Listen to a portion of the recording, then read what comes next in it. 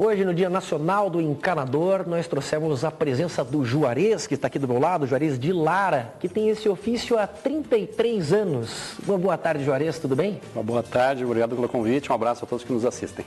Eu que agradeço a participação tua aqui, porque é muito importante quando a gente fala sobre profissões aqui nos nossos quadros, a gente identificar muitas vezes um talento, uma vocação, ou alguém que se inspire nessa tua atividade e possa fazer valer a sua vida com essa atividade também profissional. Juarez, conta pra gente, são 33 anos, não é, da noite pro dia que se aprende um ofício.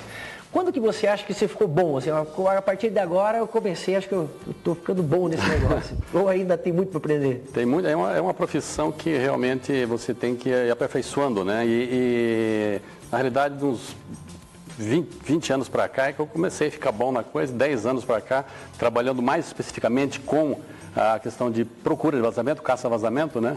Que precisa um pouquinho mais de técnica, então é uma coisa que a gente vai aperfeiçoando esse trabalho também, porque eu não trabalho só com reparos, né? Entendi. Eu trabalho também com caça-vazamento, que é o carro-chefe da gente tá trabalhando nesse momento, né? Você trouxe até uns equipamentos aqui. Trouxe. E eu queria até mostrar, porque são equipamentos mais tecnológicos, né? Porque da minha época, poxa, há um ano atrás, 2 anos, eu ainda, esses tempos, eu me lembro que ele tinha aquele aparelho, acho que era um aparelho mecânico, né? Aparelho mecânico. Que daí ele, com o ouvido, um caninho, uma vareta, né? Exatamente. E esse aqui já é mais tecnológico. Esse é eletrônico, né? É um equipamento que se usa, ele é um processador de som, amplifica o som, você usa um cabo e usa um sensor, né, que você coloca no piso, na parede, onde você vai procurar o vazamento, você sabe onde está a tubulação. Você vai com o aparelho e você precisa melhor onde está o vazamento. Quer dizer, evita muita coisa, né? Não, claro. E também identifica com uma clareza maior também. Bem maior. 90%, será?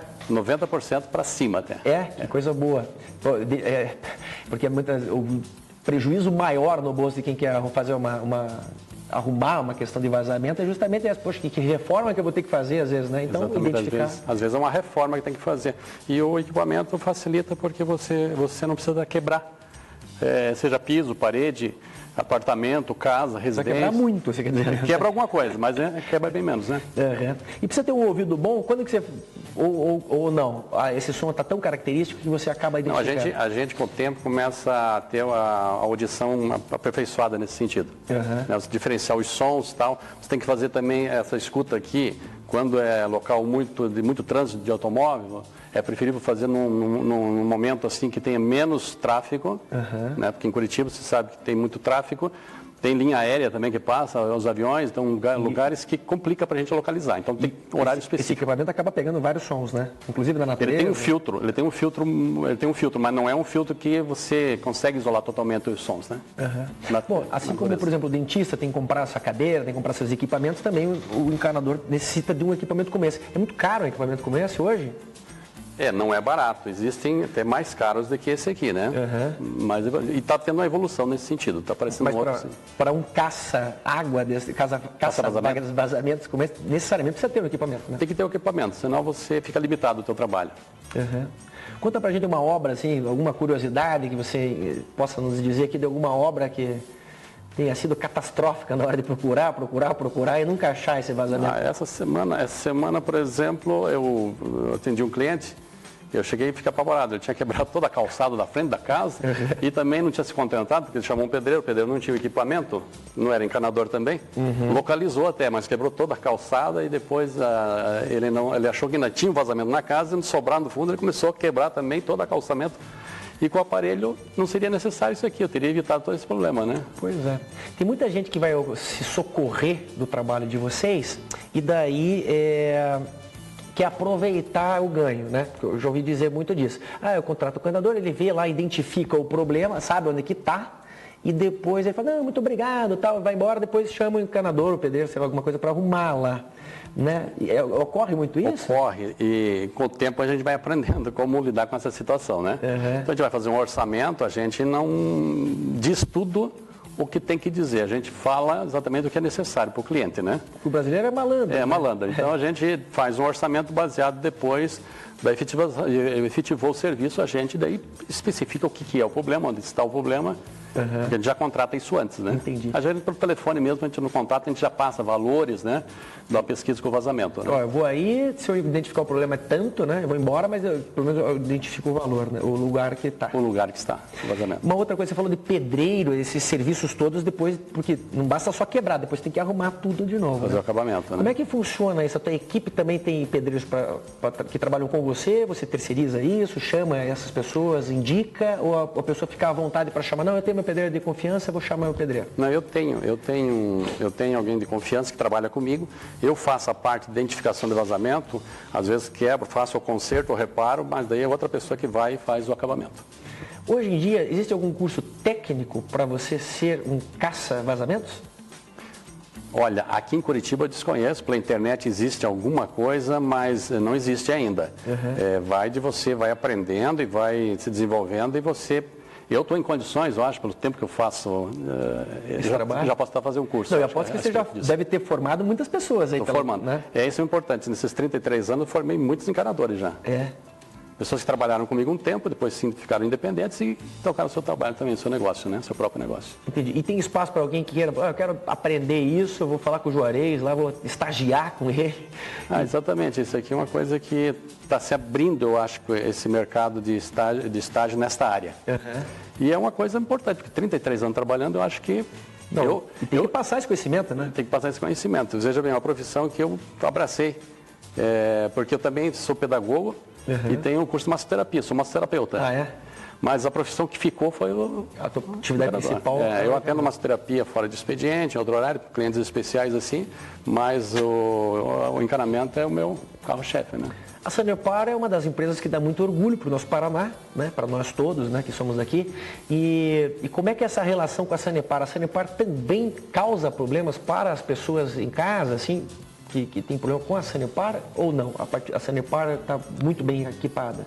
Não, a gente até trabalha quase que sem querer em associação com a Sanepar. Você vai localizar um vazamento, por exemplo, a Sanepar é que manda um aviso para a pessoa que ela tem um vazamento. Quando extrapolou a conta, o consumo no mês, eles mandam um aviso que houve um consumo a mais do que o normal e eles indicam que se localize o vazamento com o geofone, que está dentro da residência esse vazamento, e depois de consertado, então é que é comunicado. A gente mesmo, às vezes eu comunico com alguns clientes, eu mesmo entro em contato com a Sanepar, comunico que já realizei o serviço e é feito todo um processo depois de leitura do hidrômetro para verificar se a média do consumo, é feita uma leitura de 5 dias depois do conserto, depois de mais 5 dias é feita uma outra leitura e passado para a Sanepar. Pela média que eles fazem de 30 dias de consumo, eles sabem se a pessoa já realizou o trabalho, está tudo ok, e daí há um desconto na fatura, quando acontece de encontrar-se o vazamento com o geofone, com o aparelho de geofone. A gente emite até um laudo para isso. Entendi. E a Sanepar é muito legal nesse sentido até, né? Porque o vazamento, a partir da rede dela para dentro da tua casa, a responsabilidade é tua. Exatamente. Mas se há algum vazamento, ela te informa,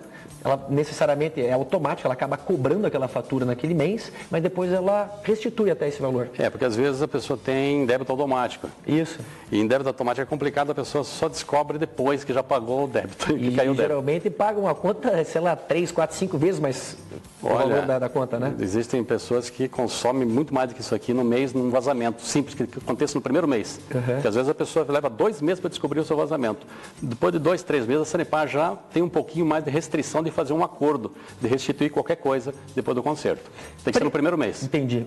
Preventivamente, existe alguém que busca o teu serviço porque às vezes, né, a água sai pelo ladrão sem que a gente perceba. Às vezes eu tenho uma conta de R$200, mas lá está indo 230, 240, às vezes eu não tenho essa percepção. Existe alguém que faz preventivamente, olha, vou contratar o serviço do Juarez para ver se está tudo aqui em casa, ainda que não tenha um disparo maior de valores e nem uma notificação da Sanepar?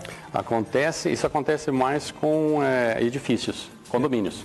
Os condomínios realmente eles fazem uma preventiva uma vez por ano, de você fazer uma vistoria com geofone na rede comum do prédio, na área comum, e também nos apartamentos. Depois, cada apartamento a gente entra e faz uma vistoria geral no apartamento, banheiros, hidráulicos, assim, a parte hidráulica, ver se tem vazamento de consumo, e a gente faz um relatório para o condomínio, né? E tem tantas pessoas com vazamento, a gente processa um orçamento, faz um orçamento depois também. É cobrada uma taxa por cada visita que a gente faz em cada apartamento, né? E uma taxa para o condomínio também. A gente fala de vazamento, né? Você fala assim, tantos apartamentos, é porque realmente é corriqueiro, isso acontece muito, não acontece? Acontece bastante, né? E a gente pega condomínios assim que estão extrapolando em muito. E alguns demoram muito para começar um processo de fazer uma vistoria, de já estancar os vazamentos, né? Vai muito do morador também, né? O morador, às vezes, assim, ele nem sempre se dispõe a dizer, no meu apartamento está tendo um vazamento, né? Geralmente o condomínio relata isso aqui, descobre isso aqui só na conta, depois do condomínio, na conta alta do condomínio, né? Entendi. Bom, o que você acha que é interessante a gente falar para os nossos telespectadores a respeito desta profissão, né? O que você acredita que, por exemplo, vou identificar algum talento, alguém que queira, né? Como é que está o mercado de trabalho para quem quer buscar isso como profissão e como é que você faz? Hoje a gente está aqui na televisão, querendo ou não, é uma espécie de marketing também, funciona como divulgação, mas eu sei que esse meio é mais difícil para vocês. Mas como é que funciona o teu marketing para fazer negócios, né? Como é que as pessoas te encontram, né? Que tipo de mecanismo de divulgação você tem procurado fazer? A nossa empresa, digamos assim, é como se fosse uma empresa meio familiar. Eu trabalho, minha esposa ajuda, e tem um filho também que me assessora nessa questão do marketing, né? Ele que criou o site, ele aperfeiçoou o site, otimiza o site, né? Eu trabalho mais pela internet mesmo, a pesquisa no Google, né? O Google funciona bem, né? Funciona muito bem. Você procura lá, vazamento Curitiba, Juarez aparece. Já aparece uma lista de enganadores, né? E, dependendo do teu investimento, você aparece em primeiro, né, lugar ou segundo lugar, nos pontos mais altos ali para você ser localizado mais assim rapidamente, né? Quanto custa, em média, identificar, nesse caça-vazamentos, um ponto na casa da pessoa? Olha, em média, a residência é 230, 250 reais para você fazer uma localização. Só a localização, sem falar de quebrada, né? Só a localização. Primeiro que a gente faz, o primeiro trabalho é a localização, e depois, a partir da localização, você dá o orçamento do conserto, porque você não sabe o trabalho que você vai ter numa quebra ali para localizar um vazamento, né? Onde está o vazamento? O vazamento está num lugar difícil de acesso, e você vai ter mais trabalho ou menos trabalho. Então, primeiro localiza, tem um orçamento para localizar, e depois a gente processa um orçamento para o conserto, para o reparo. A título de informação, por exemplo, eu estou em casa e quero saber se tem algum vazamento em casa. O que eu faço? Eu fecho os registros e vejo se aquela roldaninha está girando, é isso? Exatamente. O primeiro passo de um vazamento, o marcador do vazamento é o hidrômetro. O hidrômetro vai acusar o consumo, né? Então, a primeira coisa é fechar todas as entradas de água, saídas de água, entradas que tem água, torneiras, boia da caixa d'água, torneira boia da caixa d'água, trava e observa o hidrômetro, né? Se o hidrômetro estiver parado, você tem um bom sinal de que não tem vazamento, pelo menos na área do hidrômetro até a caixa d'água, até os pontos externos diretos da rua, né?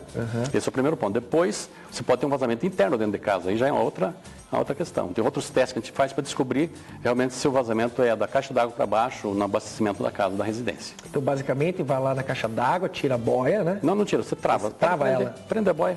Prende a boia, para ela parar de... Exatamente. Trava a torneira boia, fecha todas as torneiras e observa o hidrômetro. Se o hidrômetro estiver parado, você não tem vazamento, pelo menos do hidrômetro até a caixa d'água, que é o que mais ocorre, esse tipo de vazamento oculto, né? Vazamento embaixo do chão, embaixo do piso. E quando você olha para o hidrômetro, ele necessariamente tem que estar parado um mínimo de... Não, parado totalmente. Tem que parar totalmente. Se não tendo vazamento, é parado totalmente.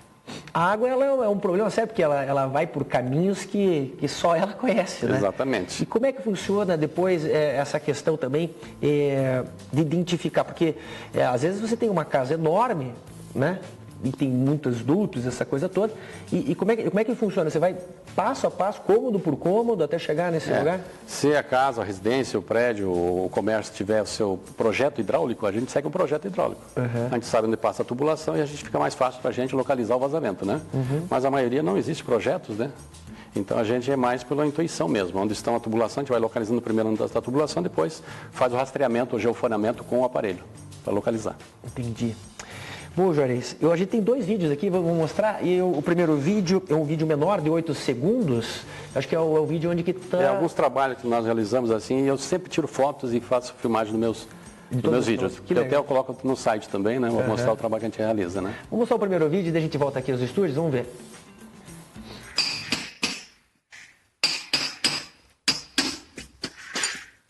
Tá, vamos mostrar mais uma vez.